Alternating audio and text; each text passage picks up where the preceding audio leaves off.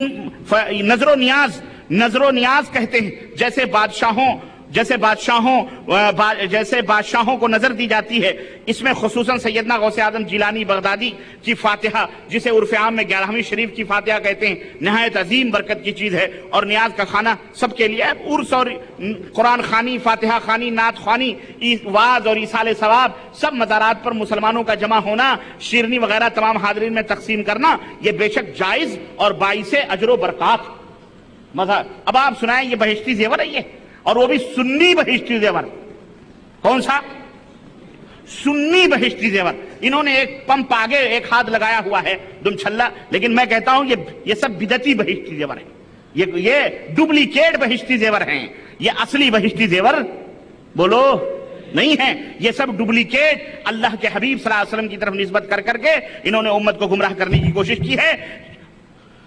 جنتی، اللہ کے نبی جنتی، اللہ کے نبی کے صحابہ جنتی بہشتی، یہ نہ عرس کرتے تھے، نہ میلے کرتے تھے، نہ نیاز اور فاتحے کرتے تھے، لیکن انہوں نے نیاز اور فاتح، اور یہی مولانا اشرف علی صاحب تھانوی نے بھی فاتحے کے طریقے اور نیاز کے طریقے اس کے اندر بتائے ہیں، جو انشاءاللہ تعالی تھوڑی دیر میں آپ کی خدمت میں اس کو رکھنا چاہوں گا انشاءاللہ، اور آپ سنیں۔ المہم تو اس طرح سے یہ کتاب بڑی پذیرائی حاصل ہوئی، اور اس پذیرائی کی پاداش میں بہت سارے ہماری مائیں بہنیں، بالخصوص عورتوں کے نام پر اس کو دیا جاتا ہے، لیکن اس میں زیادہ تر مسائل عورتوں سے زیادہ مردوں کے نظر آتے ہیں، اور عجیب و غریب باتیں جو مردوں سے متعلق ہیں وہ اس کتاب کے اندر لکھی گئیں، جبکہ عورتوں سے اس کا کوئی تعلق اور اس کا کوئی واسطہ نہیں۔ اور یہ عجیب و غریب حکیم الامت کی بات رہی ہے کہ مجھے حیرت ہوتی ہے کہ کس طرح سے انہوں نے اس بات کو اس کے اندر جگہ دی۔ شرم و حیا بھی، حیاسوز مسائل جن کو کہتے ہوئے آدمی کی زبان لڑکھڑائے، پڑھتے ہوئے پتہ نہیں کیا ہوگا، اور عمل کرتے ہوئے اللہ اکبر، میں سمجھتا ہوں وہ ڈوب مرنا چاہیے اس کو۔ اب یہاں بعض لوگ کہتے ہیں کہ مسئلہ ہے بیان کر دیا گیا تو کیا مشکل ہے۔ میں کہتا ہوں کہ ہم اس منہج کے ماننے والے ہیں جو نبی کریم صلی اللہ علیہ وسلم نے جس منہج کو ہمیں بتلایا ہے، اور صحابہ نے جس مذہب پر عمل کیا۔ حضرت ابو سعید خدری رضی اللہ تعالی عنہ، صحیح مسلم کے مقدمے میں آتا ہے، امام مسلم نے اس بات کو ابو سعید خدری رضی اللہ تعالی عنہ کی اس واقعے کو ذکر فرمایا، اور وہ یہ ہے کہ ان کے پاس جب کوئی شخص آتا اور کہتا کہ امام یہ بتلاؤ کہ یہ واقعہ ایسا، یہ مسئلہ ہے، اس مسئلے میں آپ کا کیا خیال ہے، یا نبی صلی اللہ علیہ وسلم کی کیا حدیث ہے، یا قرآن کی کیا دلیل ہے، تو وہ پوچھتے احدث ھذا الامر، کیا یہ واقعہ رونما ہو چکا ہے؟ اگر وہ کہتا ہاں تب مسئلہ بتاتے، اگر کہتا نہیں تو کہتے کہ جاؤ جب یہ واقعہ ہو جائے تب آ کر کے پوچھنا۔ اگر مگر لگا کے شریعت کو خواہ مخواہ شریعت سازی نہیں کرنی چاہیے۔ تو یہ مسئلے چونکہ آپ کو معلوم ہے کہ فقہ ابو حنیفہ کا جو فقہ ہے جو امام ابو حنیفہ رحمۃ اللہ علیہ کی طرف منسوب کیا گیا، امام صاحب میں کہتا ہوں یہ 14 18 جلدیں موٹی موٹی کتابیں، اور اس کے اوپر باریک حاشیے چڑھا کر امام صاحب کو بدنام کرنے کی کوشش کی گئی ہے۔ امام صاحب رحمۃ اللہ علیہ کا ان مسئلوں اور ان فتووں سے کوئی تعلق نہیں۔ اب یہ بھی حنفی ہیں، مجھے بتاؤ کہ امام صاحب رحمۃ اللہ علیہ کبھی کسی عرس میں جاتے تھے، میلہ ٹھیلا کرتے تھے؟ مزاروں کے اوپر امام صاحب، یہ جو بزرگان دین کے نام پر ہمارے بر صغیر کے اندر جو تجارت ہو رہی ہے، بزرگوں کی ہڈیوں کے اوپر جو بزنس ہو رہی ہے، کیا اس کے اوپر امام صاحب رحمۃ اللہ علیہ جاتے تھے؟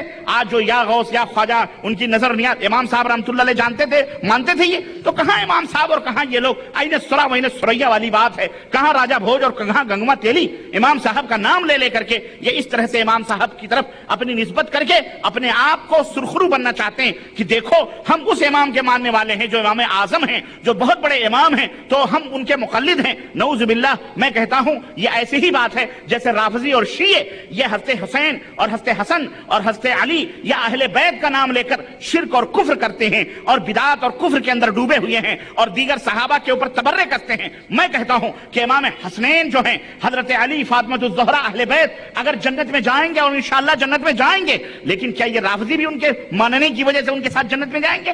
میں کہتا ہوں لات مار کے بھگا دیں گے، رافضیوں اور شیعوں جاؤ جہنم میں، ہم نے ابو بکر کو گالیاں دینے کا حکم نہیں دیا. عمر فاروق اعظم پہ تبرے کسنے کا حکم نہیں دیا. ہم نے حضرت عثمان کو جھوٹا یا مکار نعوذ باللہ کہنے کا, ہم نے اقربا پرور کہنے کا حکم نہیں دیا تھا. ہم ان کی عزت کرتے تھے, لیکن ان کے ماننے والے تمام صحابہ کرام کو منافق اور تمام صحابہ کرام کو چور اور حضرت ابوبکر اور حضرت عمر نہ جانے کیا کیا بکتے ہیں. کہنے کا مطلب یہ ہے کہ صرف دعویٰ کرنے سے کچھ حاصل نہیں ہوتا, بلکہ دعویٰ ہر ایک کرتا ہے. جیسے کہ عربی میں شعر کہا جاتا ہے کہ کل یقر بلیلہ ولیلہ لم تقر. کیا ہے وہ شعر ہے کہ ہر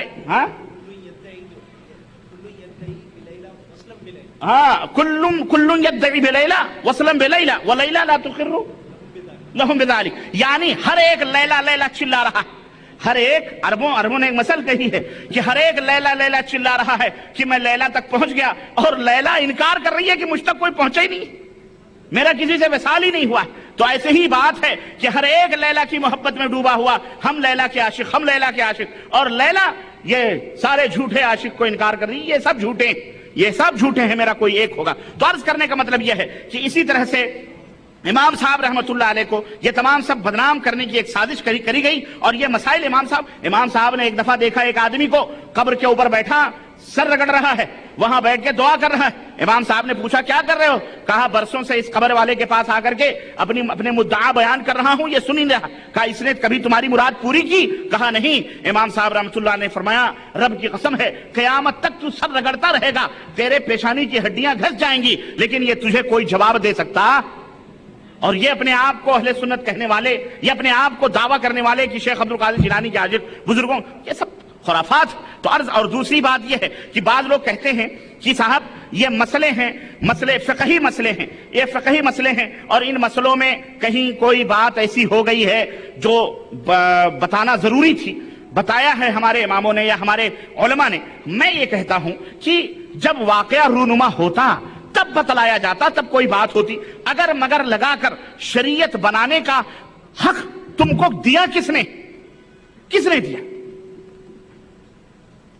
کس نے دیا اس امت کے علماء کو شریعت سازی کا حق؟ اللہ نے دیا, رسول نے دیا, کس نے دیا؟ میرے بھائیوں, میرے عزیزوں, میرے دوستوں, وہ کوئی اپنے آپ کو حکیم الامت کہے, کوئی آپ کو قطب الارشاد اور اولیاء کے کچھ بھی ہو, یاد رکھو, کان کھول کر کے سن لو, اس امت میں کسی کو شریعت سازی کا حق حاصل بولو نہیں ہے. ہمارا کام تبلیغ ہے. بلغوا ما انزل الیکم, تمہاری طرف جو اتارا گیا ہے اس کی تبلیغ کرو. اللہ کے نبی کا کام تبلیغ ہے. بلغ ما انزل الیک, اے نبی پہنچاؤ ان باتوں کو جو تمہاری طرف اتاری گئی ہے. اور اگر تم نے نہیں پہنچائی تو یاد رکھو, یہ اگر تم نے ہماری باتیں نہیں پہنچائی تو تم نے اگر اس میں کچھ کمی بیشی کی تو تم نے اللہ کی تبلیغ نہیں کی. اللہ تعالیٰ نے قرآن کریم میں اپنے نبی سے فرمایا کہ علیک البلاغ وعلینا الحساب, آپ کا کام میری باتوں کو کی تبلیغ کرنا ہے, حساب لینا میرا کام ہے. اللہ رب العزت نے فرمایا میرا کام. ہم وارثین اگر نبی ہیں, اپنے نبی کے وارث ہیں علماء, تو ان کا حق یہ ہے کہ جتنا نبی نے چھوڑا ہے اتنا امت تک پہنچا دیں. امت بنے بگڑے اللہ تبارک و تعالیٰ دیکھ رہا ہے. ہمارا کام اصل دعوت کو آپ تک پہنچا دینا ہے, بھلائی کا حکم دے دینا ہے, برائی کو کھول کے بیان کر دینا ہے. آپ بنے بگڑیں اللہ تعالیٰ زیادہ جانتے. انک لا تہدی من احببت ولکن اللہ یہدی من یشاء, تم جس کو ہدایت دینا چاہو تم نہیں دے سکتے, اللہ جس کو ہدایت دینا چاہے. ہم یہ چاہیں کہ ہم ہی نبوت کا مقام لے کر کے اور لوگوں کو بہلانے پھسلانے کے لیے قصے, کہانیاں, مسئلے بیان کرتے پھریں, اگر مگر بیان کر کر کے امت کو گمراہ کرنے کی کوشش کی گئی ہے. المہم میرے بھائیوں, بات لمبی ہے, نہ ہو جائے اس لیے. اچھا, بعض لوگ یہ بھی کہتے ہیں اس میں جو فحش مسائل ہیں اس لیے بیان کر دیے گئے تاکہ مائیں بہنیں اور ہمارے دوست احباب اور مسلمان بچ جائیں. میں کہتا ہوں کہ جب اور اچھا, یہ کہا جاتا ہے کہ تم لوگوں کو اتنی موٹی کتاب میں صرف یہی